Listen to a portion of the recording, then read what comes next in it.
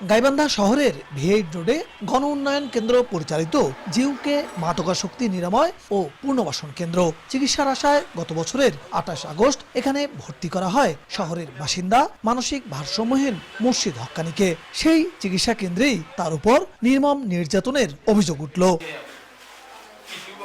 Gaibandha general হাসপাতালের একটি বেডে কাতরাচ্ছেন নির্যাতনের শিকার মুর্শিদ হক্কানী। তার অভিযোগ পালানোর চেষ্টা করেছেন, এমন অজুহাতে তাকে নির্যাতন করা হয়। নির্যাতনের কথা পরিবারকে না বলতে দেখানো হয় ভয়ভীতিও। 2 হাত বান্ধিছে, 2 পা বান্ধিছে, মুখ বান্ধিছে, বান্ধিয়ে উল্টে পাকে লটকাইছে, লটকায়া পেয়ারার ডাল দিয়ে এসকেএস পাইপ দিয়ে আমাকে পিটাইছে ঠিকভাবে। পরিবারের দাবি দীর্ঘদিন তাদের রোগীর সঙ্গে দেখা সাক্ষাৎ বন্ধ রাখা হয়েছিল। গত 11ই ফেব্রুয়ারি দেখা করার সুযোগ পেলে মুর্শিদের শরীরে অসংখ্য আঘাতের দাগ দেখতে পান। নাকের উপর 2 হাত, পিঠ, উরু, হাঁটু সহ বিভিন্ন স্থানে ছিল স্পষ্ট আঘাতের চিহ্ন। চিকিৎসার আড়ালে নির্যাতনের এমন ঘটনায় ক্ষোভ প্রকাশ করেছেন তারা। কয়েকদিনে ঘুম পাচ্ছে যায় না, কিন্তু এই যে বারবার উঠবে বারবার নামবে, ঠিক বই দেখতে পারে না, শুধু দেখতেও পারে না।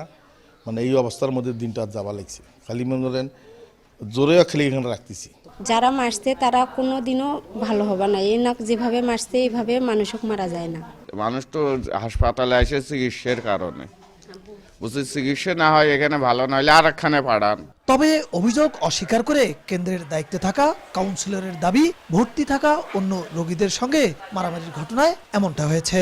ও যখন একটা পেশেন্টকে গলা চিপে ধরছে, যখন দীর্ঘদিন বারবার এই জিনিসটা হচ্ছে, তখন পেশেন্টরাই সবাই উত্তেজিত হয়ে, সবাই তো ড্রাগ অ্যাডিক্ট, সবাই তো মানসিকভাবে ভারসাম্যহীন, তাই না?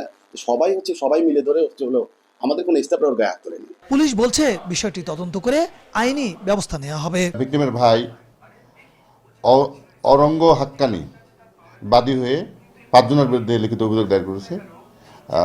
তদন্ত সাপেক্ষে প্রয়োজনীয় আইনগত ব্যবস্থা গ্রহণ করা হবে। নির্যাতনের ঘটনায় শনিবার বিকেলে জিউকে মাদকাসক্তি নিরাময় ও পুনর্বাসন কেন্দ্রের দায়িত্বপ্রাপ্ত 5 জনের নাম উল্লেখ করে থানায় অভিযোগ দায়ের করেছেন ভুক্তভোগী পরিবার। বিপ্লব ইসলাম, সময় সংবাদ, গাইবান্ধা।